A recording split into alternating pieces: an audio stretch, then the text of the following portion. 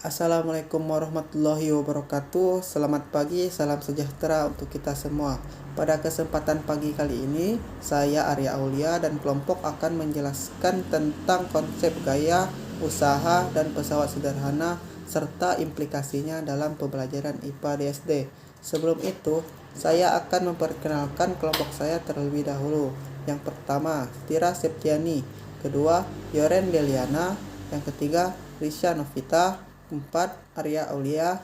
Dan kelima, Winda Widyastuti. Baiklah, untuk pemateri pertama dipersilahkan.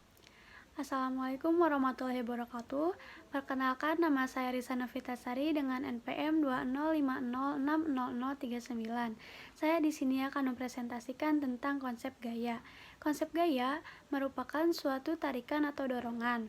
Dalam ilmu fisika, konsep gaya dapat diartikan sebagai interaksi apapun yang dapat menyebabkan sebuah benda bermassa mengalami perubahan gerak, baik dalam bentuk arah maupun konstruksi geometris. Dengan kata lain, gaya dapat mempengaruhi gerak dari benda yang dikenai gaya tersebut.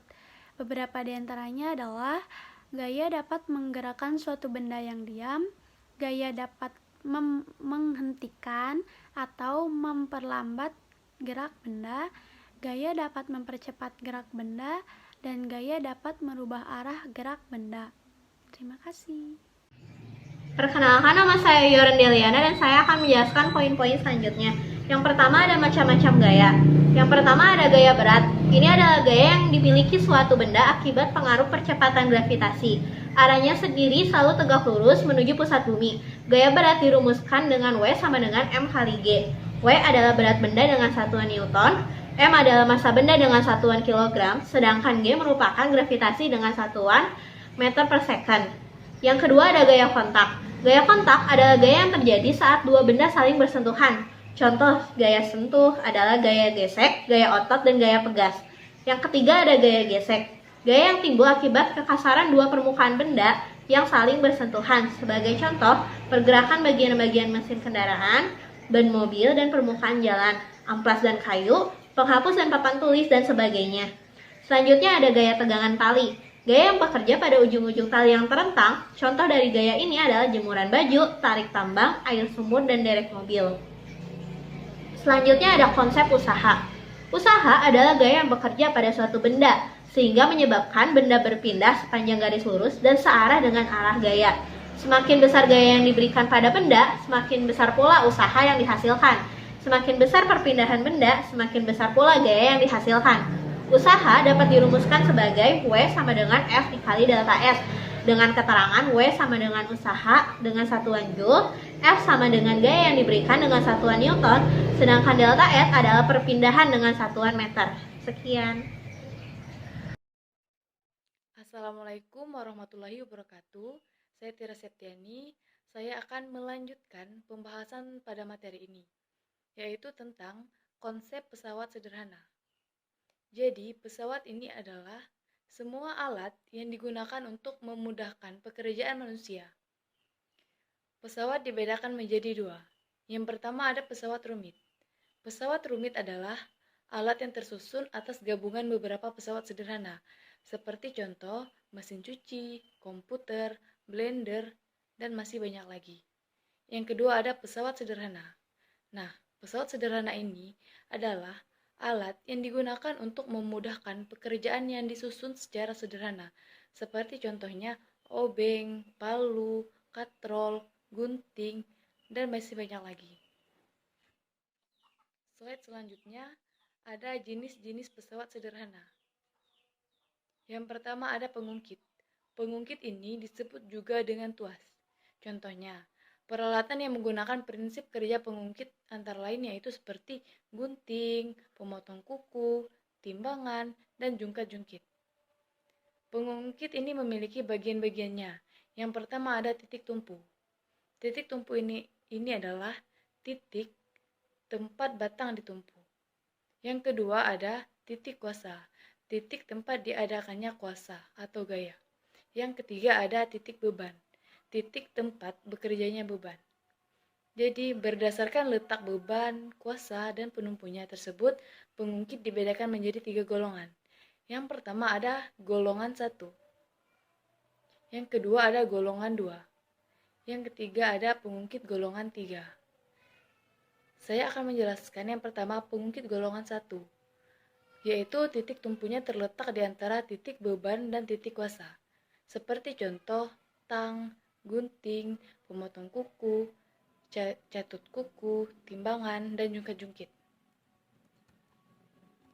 Yang selanjutnya ada pengungkit golongan 2. Titik bebannya terletak di antara titik tumpu dan titik kuasa. Contohnya, kereta sorong atau gerobak, pemecah kemiri, pembuka kaleng, dan pemotong kertas.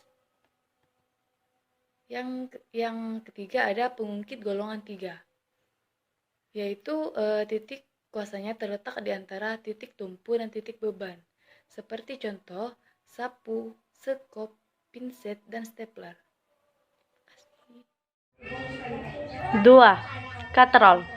Katrol merupakan pesawat sederhana yang memudahkan kita untuk mengambil air dari dalam sumur. Dengan katrol, kita dapat menarik ember yang berisi air dengan lebih mudah. Katrol menurut penggunaannya dibedakan menjadi 4, yaitu 1. Katrol tetap. Katrol tetap merupakan katrol yang posisinya tidak berubah saat digunakan. 2. Katrol bebas. Katrol bebas merupakan katrol yang posisinya berubah saat digunakan. 3. Katrol majemuk atau ganda. Katrol majemuk merupakan perpaduan dari katrol tetap dan katrol bebas yang dihubungkan dengan tali. 4. Katrol rangkap. Katrol rangkap terdiri dari lebih dari satu katrol yang disusun sejajar. 3. Bidang miring. Bidang miring merupakan suatu alat atau bidang dengan permukaan miring. Salah satu jenis bidang miring adalah tangga. Tangga merupakan pesawat sederhana jenis bidang miring yang digunakan untuk memudahkan mencapai tempat yang tinggi. Dengan menggunakan bidang miring, kita dapat memperkecil gaya yang diperlukan dan dapat menghemat tenaga ketika menempuh jarak yang akan dilalui. Prinsip bidang miring juga diterapkan pada jalan di daerah pegunungan yang dibuat berkelok-kelok. Kendaraan tidak cukup bertenaga untuk mendaki lereng yang curam. 4. Roda berporos. Roda berporos merupakan pesawat sederhana yang digunakan untuk memudahkan memindahkan suatu benda. Roda mempermudahkan pekerjaan. Dengan adanya roda, kita bisa mengendarai sepeda. Contoh alat yang memanfaatkan roda berporos antara lain setir mobil, sepeda motor, tombol pintu, dan gerobak. Implikasi pesawat sederhana pada pelajaran IPA SD. Untuk pengimplementasiannya pada pembelajaran IPA SD harus diajarkan secara bervariasi. Mengapa demikian? Agar siswa terus termotivasi dalam belajar. Jadi, untuk mengajak siswa belajar IPA tentang penerapan pesawat sederhana, kehidupannya dapat dilakukan seperti contohnya dengan menggunakan alat-alat kebersihan yang dimiliki oleh sekolahnya, misalnya sapu. Karena sapu merupakan pesawat sederhana, jadi pada pengimplementasiannya guru menyuruh siswanya untuk menyapu dengan kedua tangannya dan menanyakan mana titik yang lebih cepat lelah, tangan yang memegang ujung atas batang sapu atau tangan yang memegang batang dengan sapu. Jadi siswanya menjawab bahwa yang tengah. Jadi guru menjelaskan bahwa itu benar. Mengapa? Karena titik tumpu sapu itu atau titik yang membantu meringankan beban berada di tengah gagangnya, sehingga ketika dipegang dengan tangan akan terasa lebih cepat lelah. Titik bebannya sendiri ada pada rambut sapu atau sampah yang disapu, sedangkan titik kuasanya ada di ujung sapunya. Dengan ini dapat memudahkan siswanya memahami tentang pelajaran pesawat sederhana. Demikianlah presentasi kelompok kami pada hari ini. Untuk kekurangannya kami mohon maaf. Wabillahi taufiq wa hidayah. Wassalamualaikum warahmatullahi wabarakatuh.